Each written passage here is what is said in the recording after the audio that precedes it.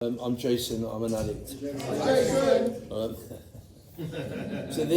lastminute.com, I hadn't planned on doing this, but I think that's okay, particularly with step 11, because I've always thought it's quite a difficult step to share on. And I have to admit that I've just gone against my higher power's will. So Arabella said, don't use that toilet. And I needed a tissue, so I went in there, I asked if I could go in and get a tissue, and then I needed an anxiety wee. So my higher power's saying don't, and I just went and did a wee, so fuck it. So soz. Step 11. Yeah, I'm getting the feelings of, like, I'm not qualified. There's people here that should be sitting up here doing this rather than me. Quite a common theme for me that I'm not. It's not that I don't know what I'm talking about. All I've got is my experience about step 11, but I always feel like there should be someone else sitting up here that, you know, could do a better job, and that's just my own insecurity. And I guess that's where step 11 or step 2 starts, is just, you know, asking for the courage to do it and just getting on with it. And I am qualified. I've done the steps. I did them thoroughly. I've been clean since 2017, so at the very end of 2017, it's still 2017, and so I guess I am qualified. But yeah, step 11, so we sought through prayer and meditation to improve our conscious contact with God, and to practice all these principles in all our affairs. Is that? And ask for the power to carry that out. I think that's basically it. And what immediately comes up for me is step 2, right? And I always had a bit of a problem with step 2 following step 1, because when I've done a step 1, I'm generally pretty close to the madness and the chaos and the consequences and the fucking problem, and it's all a bit fucking drastic, and it's all a bit like loud, and it's all a bit crazy. And then suddenly we're asked to come to believe in a higher power, and that just felt like a lot for me. And my experience with step 2 on 2 or 3 occasions when I first did it was that I couldn't really grasp it, and I sort of wanted to move on to step 3, which felt like I can absolve some responsibility and just hand stuff over, and, you know, I didn't really understand what it was all about.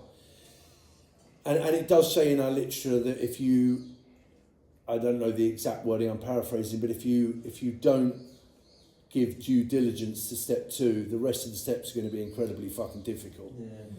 And that is my experience. So when I last did my steps, when I got clean this time, step 2, I paid real heedance to. It felt like it became really important to me. I understood that step 1 was the problem. I understood from my relapses that knowledge of step 1 was not enough to keep me clean. Everyone used to say to me, you've relapsed, you haven't got a strong enough step 1. My kids weren't enough to keep me clean. Step 1 ain't enough to keep me clean.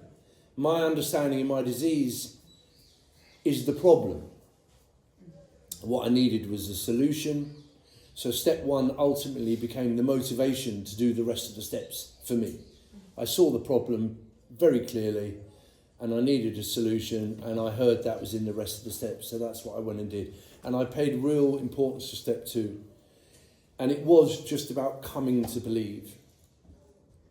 The idea, for me, it's not a religious God. Anyone that it is, that's great, that's up to you. It's not a religious God for me. I use the word God because that's what it says in the literature. I don't have a problem. They could have called it whatever they wanted to. I wouldn't have had a problem with it. That's what it's called. So that's the word I'll use. I use higher power as well, but, you know, it's easier to use God. So it's not a religious God. I didn't have an idea or a picture of what this God was. I kind of thought, oh, it should be like nature, man, because it sort of is, but it isn't. What I believe is that there is a conscious, collective thing, right, that exists between all people, and the pinnacle of that is quite simply doing the right thing. That's it. It's quite simple, do the right thing.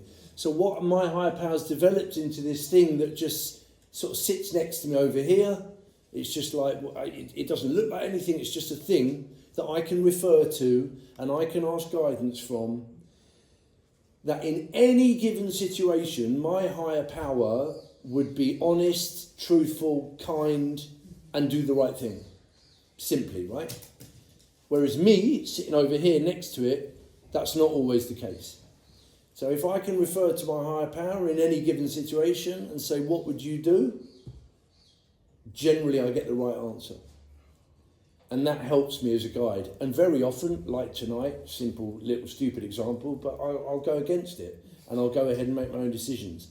But over my time, since I first came into recovery, I've proved to myself enough times that my decisions, particularly the ones that I keep secret, generally don't work out. And that doesn't mean I'm keeping it secret from everyone. It also means I'm keeping it secret from myself, because I'm not actually working through it. I'm not pulling it apart and looking at what might happen. I'm just making the decision. And for me, that's a secret decision, if you know what I mean. So my higher power sits over here, and ultimately I see it as this, it just does good, all good, everything good. And if I can follow that in some way, I'm kind of doing the right thing. So step 11,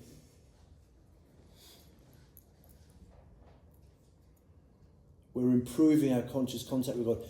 It's for me, it's about commitment, humility, courage, and faith, right? Because when I'm coming to believe in a higher power, I'm doing it almost against my will, because I don't want to be honest. I don't want to do the right thing because the consequences might not be what I want them to be. But I've got to have blind faith, blind courage to do that in early recovery, like for me. I've had enough time now that I don't have to have blind faith, because it's been proven to me that by doing the right thing happens. Whether that right thing is the thing that I want or not, it's the right thing.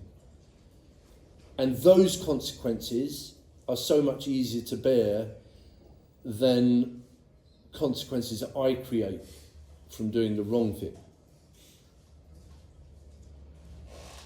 So my faith was built on practice, right? You have to practice being honest. And if I'm honest one time, the consequences were never as bad as I thought. So I've got a little bit of faith that I can be honest next time. That's really quite simply how my faith built in a higher power. And it's a really simple relationship. I'm very chatty with it. I don't always sit down in the morning at 5:30 before the sun comes up in my underpants and chant and pray for 2 hours. I just don't. I'm really chatty with my higher power. And I just have this continual dialogue. A load of bollocks. I have dialogue, easy dialogue with my higher power. And I like to think that my higher power also talks to me quietly. Like, I don't know about you, but if I'm doing something, my gut will tell me whether I'm about to do the right thing or not. And that's my higher power just flicking my gut, going, mate, have a think about it. Talk to me, talk to someone. You're about to do something that maybe could be done in a different way, and blah, blah, blah, blah, blah. So I think the commitment,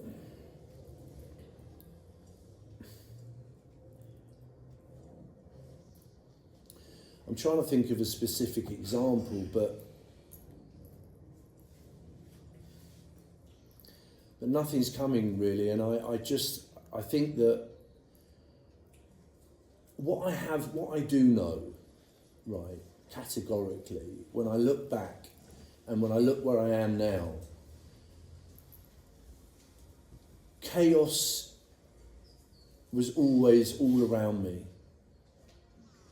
and most of the time created by me in some way. Nowadays, there is still an element of chaos, but most of it is not created by me. Most of it, whatever it is created by life. And I'm presented with the option of doing the right thing or doing the thing that I think I'm going to get away with, that's going to be the easiest thing. And again, it's only through practice that most of the time I'm able to do the right thing. And I think when we find, it talks a lot in Step 11 about a spiritual path and us choosing our spiritual path. I don't really know what that means. Do I live spiritually? I wouldn't say I particularly like spiritual. I've got this image of a spiritual being that's sort of floating around in leather slippers and a fucking toga and, whatever. That's not me. But the way that I act, I would hope, would follow spiritual principles in just trying to be kind, trying to be honest, and committed to the program of recovery, and committed to those spiritual principles that we learn throughout the steps. And sometimes it's really difficult, but again, it's an ongoing thing, and it's just fucking practice. For me, it's just practice. It's practice, it's practice, it's practice. And I don't always get it right. So do I have a conscious contact with God or my higher power? I feel I do, even though it feels like he's, and I'm going to say he, but I don't know what it is, it's loving and kind, not only to me, but to everybody else. And it's supportive. And the way I know it's supportive is that, again, I've had experience where my faith has been built on doing the right thing and things turning out in the right way. And that makes me feel I'm supported. I can't always make these decisions by myself. I'm not brave enough. And just asking for a bit of courage and knowing that whatever is going to happen is going to be okay is a miraculous thing. And for me, it's just a completely different lifestyle, man. It's a completely different state of being. To be able to sort of put one foot in front of the other. Where I suffered with fear all the time, fear used to drive my decisions, right? I now have fear, but the fear doesn't drive my decisions.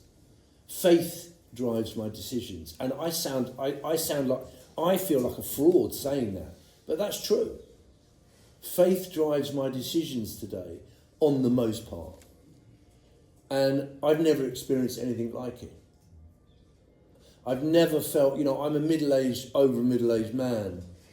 And my life today is as different as it's ever been, ever. And I think about it and I just think how blessed I am and how ridiculous it is that I've got this higher power that I feel is guiding me, and I'm allowing it to guide me. Because I didn't allow anything to guide me other than my wants and my needs. I still have wants and needs, and I still seek those. But I think I try to do it in a way that's not going to harm other people. And that's really as simple as it gets for me. And so a higher power, if you are new and it sounds ridiculous, the idea of trusting something, because trusting something takes courage, man. Fuck me. Courage, and that's why I say commitment courage, humility, and faith is step 11 in a nutshell. I have to be humble enough to allow something to guide me. I have to have faith that it's going to guide me in a certain way. I've got to be courageous enough to make that decision and follow it through. And I've got to be committed to even fucking think about it in the first place. Right? Without those, I'm making my own decisions. So, step 2, for me, became pivotal, I think, in my recovery this time round. And step 11 is something that I consciously and unconsciously follow a lot of the time. It's just there for me. It doesn't take effort anymore, which is a wonderful, wonderful thing. It's peaceful most of the time. I've still got dramas, of course I have. I can think of loads of examples of those. But generally I feel somewhat at peace. And that is purely down to the fact, and I haven't really thought about this and I'll end on this, it's purely down to the fact that I genuinely feel I'm being supported. You know the footprints in the sand thing? Like at difficult times of your life, you look down and there's one set of footprints and you say, God, why weren't you with me? And God says, I was carrying you. That's why there's one set of footprints. And I feel that. Fucking hell. Wasn't expecting that. Yes, I'll leave it there. Thank you. Thank you. Thank you.